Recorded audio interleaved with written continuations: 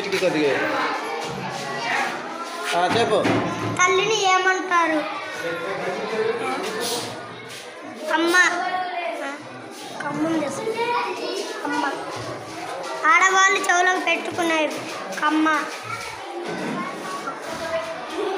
చెట్టులో ఒక భాగం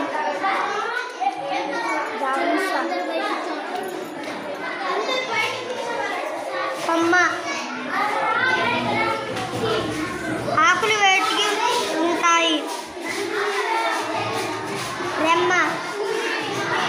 జిగురు ఉండే చెట్టు ఏది? తుమ్మ. పిల్లలు వేటితో ఆడుకుంటారు? బొమ్మ.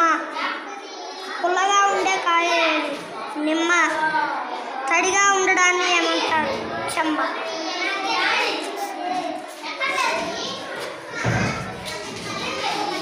అవన్నీ తీసి బ్యాగులో పెట్టి